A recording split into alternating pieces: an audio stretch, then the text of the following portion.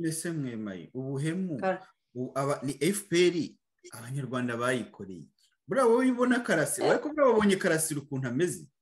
Karasira namubonye Jean Paul. Karasira arababaje. Karasira ntabwo nzi ukuntu nabivuga. buriya biriya bintu kuko wabyitegereje Ateye urabibona. agahinda. Ariko FPR urimo kubaza, FPR yari ifite gahunda yayo. Buri muntu wese arayizi. Gahunda yayo ni uko ababaga mu Rwanda bagomba kuba gushira. Ikaba mu gihugu yonyine. Mbere yabanje kutubemberezamo gake gake. Irareka bize bamwe abo itari yamaze bari bayirokotse itishe niba yaributse ibitereko yashesha bari ko mvuga iravuga iti turabamaze kandi turabakeneye administration ntacyo tubiziho nta kintu na kimwe tuzi uko gikora banke ntituzi ibyo ari byo ibyo bintu byose ntabyo bazi batoragura babandi bakeya basaguye babakubita mu myanya mu gihe barimo kubayinga time ko abana babo bari we bavuye za Harvard abana babo bavayo ariko nabo ngira ngo niba ari bindi bariye byinshi bagize byinshi batunze amafaranga iwabo batazi abana nabo baragenda ngira ngo za Harvard nazo banza barajyagayo ntibige kuko twagiye tubona resulta z'abo bantu bitwa ko bize uko bagaruka bameze usanga umuntu ni dogiteri doktora rwose arazifite hari n'aho amasomo aba yarayatsinze ariko wamureba imitekerereze ukabona irasa n'iya wa mushumba wamureze wa mushumba papa we na wa wundi witwa nyina nawe banza ari umushumba simbi undi banataha nabonaga bafite ibikovu byose bose n'abakobwa n'abagore buriya bose ni abashumba twajya tubavugiraho ngo banza bararagiye imbogo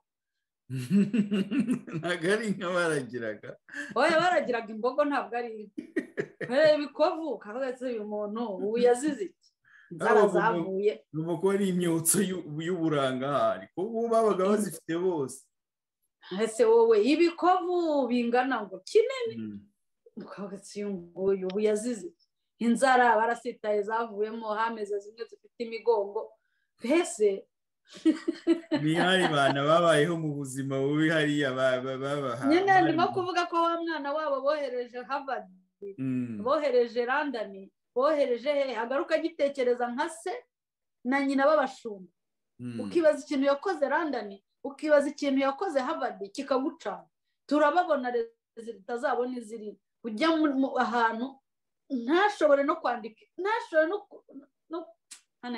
no gusubiramo izina ry'umuntu ntaryandike ngeze kubabwira ukuntu nakosoje indangamuntu inshuro 15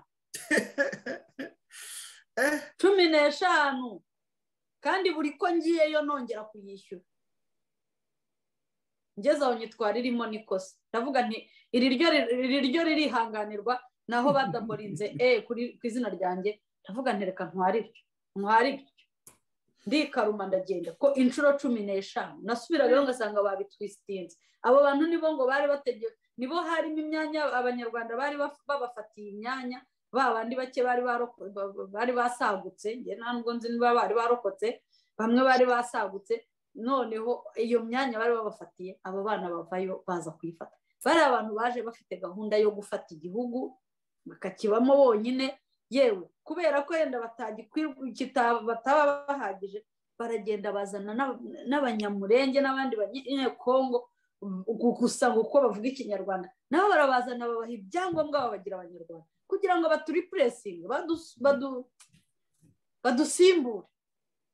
badusimbure kubera iki kuko twebwe tuzi byinshi kandi kumenya byinshi ni ikibazo tuzi byinshi buriya Karasira ntabwo azira ikintu kimwe arazira no kubimenya uzarebe ukuntu bigiriza nkana ku muntu ufite imyaka wari uri hejuru y'imyaka 10 bamwigirizaho nkana kuko hari amakuru afite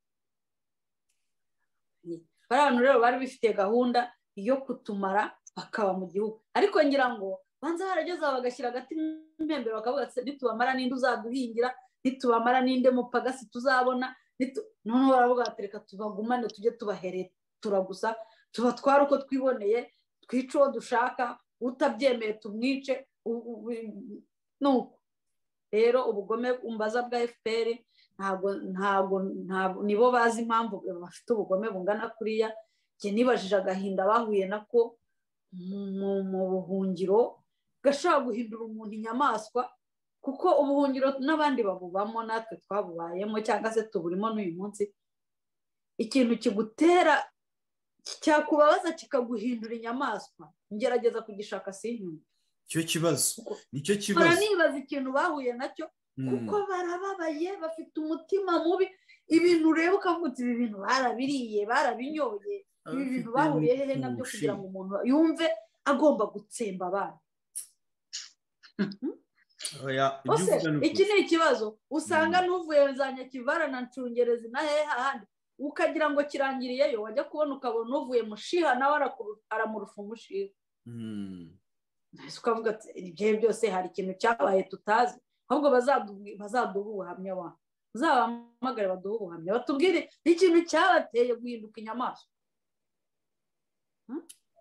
ni ikibazo gikomeye. birakomeye kumenya ikintu cyateye abantu bavuye hanze ubunyamaswa bungana n'ubwo tubabona.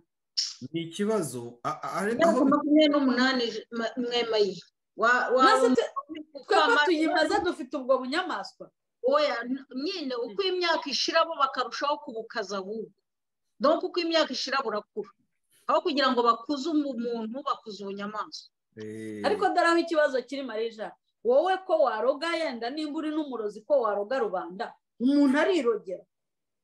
aho niho nashakaga kuzamuka, aho niho nashakaga kuzamukira mbaza ngo aho bikompurikira, aho bikomerera icyo kibazo wibaza, ni uko nabo ubwabo muri bo harimo abo nyine birogera, harimo abo bakayumba yavugaga se ntibapfunganywe na Karasira.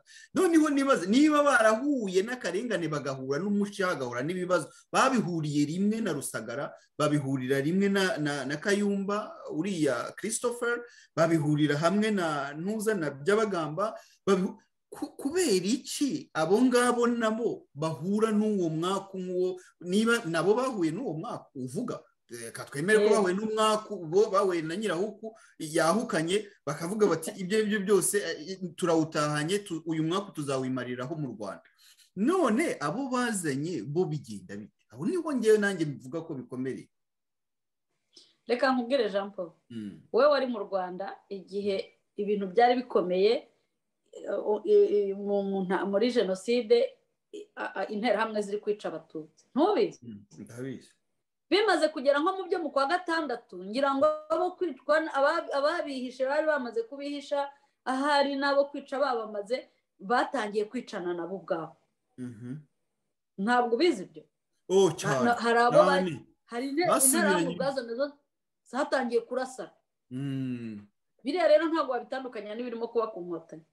Inkotanyi nazo icya mbere cyo baje barabanaga, bafite ibyo bagiye bagonganiramo. hari n'abavugaga bati uyu mwanya ntabwo uri buwokipe, aho kugira ngo wokipe ndakwica.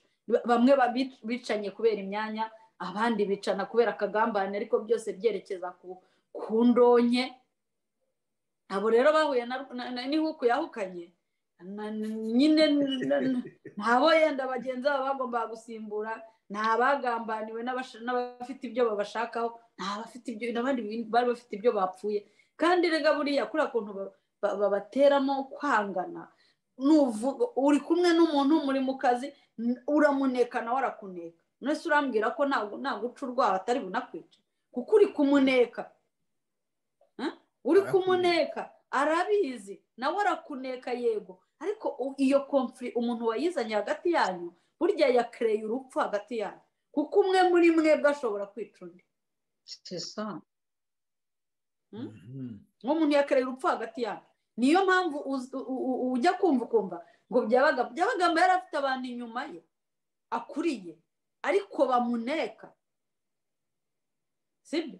bafite uko nabo bagera kwa shebuja, nawe yari afite uko ari bosi kuri we. yenda njye nibyo nibaza, yari afite uko ari bosi kuri we, nuko atereta abaja be bamwe batoya kuri we. nawe bashobora kuba bari bamubikiye, bari bafite akantu bamubikiye. muri uko amakuru ushyira shobuja, agarura andi, undi azanaya, nawe yabigwamo. kubera iki? hari umuntu wakereye urwango, utifuza ko abantu babana mu mahoro nubwo baba bakorana bagomba kuba bahigana kuko wenda abo ngabo ibyo usobanuye birashoboka ni na byiza abo wenda bazanye koko wa mugani kubera konfuri babibyemo hagati yabo n'urwikekwe kandi bose basa n'abaramye umwami umwe bageraho bakagongana burya byigize binabaho no ku rucunshu basubiranyemo baramarana. Ikintu ngewe nashaka noneho reka twigarukire nko ku banyarwanda tuvuge muri rusange abanyarwanda ba rubanda rugufi cyane cyane abari bari mu Rwanda nk'amayereka nkubwire